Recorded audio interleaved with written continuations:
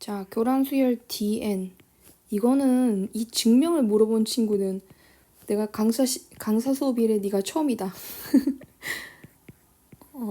요게 그 유도된 과정은 크게 중요하진 않아. 그래도 좀 재밌으니까 한번 보고 최대한 이해해봐. 우리가 D5가 된 뭐야? D5는 D6 한번 가보자. D6 찾을 거예요. D6은 어떻게 돼요? 5 곱하기 공식에 적용하면 D5랑 D4잖아. 그럼 D5랑 왜 D4가 되고 왜 5는 곱해지는가? 이 부분에 대해서 한번 살펴볼게. 일단 함수의 관점에서 잠깐 봅시다. 여기에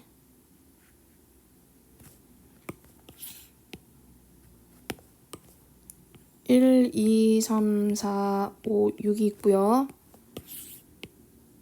이거를 복사하고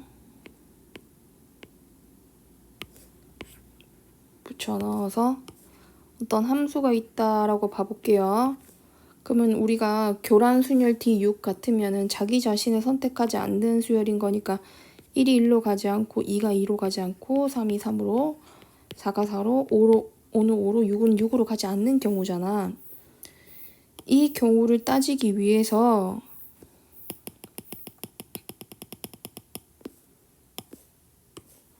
일단은 1을 기준으로 제일 먼저 1이 있으니까 1을 기준으로 한번 생각을 해보자고.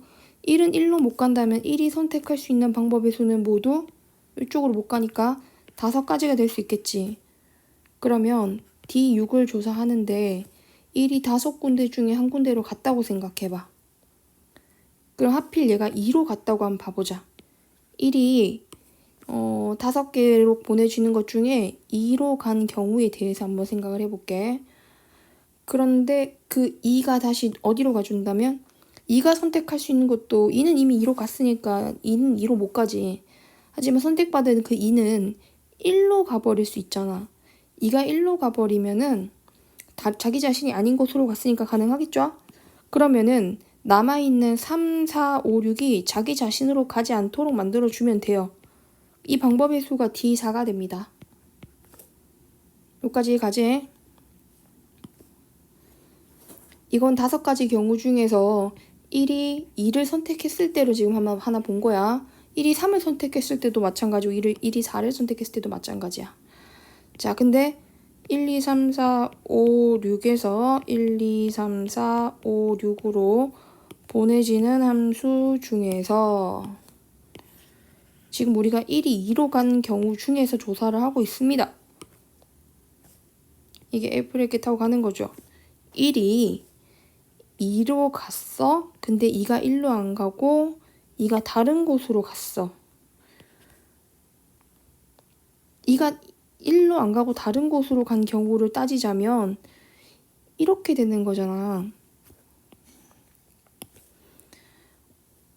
1이 2로 간 상황에서 남아있는 게 2, 3, 4, 5, 6이고 이게 정의역이지? 그 다음 1, 3, 4, 5, 6인데 우린 지금 이 2가 1로 가지 않는 상황, 아까 1로 간 상황을 했으니까 2가 1로 가지 않는 상황, 3이 3으로 가지 않는 상황, 4가 4로 가지 않는 상황, 5가 5로 가지 않는 상황, 6이 6으로 가지 않는 상황의 경우의 수를 따져줘야 돼. 그렇다면 이게 진짜 숫자는 1이지만 얘를 2처럼 생각을 하는 거야. 그렇게 해서 증명이 된 거야.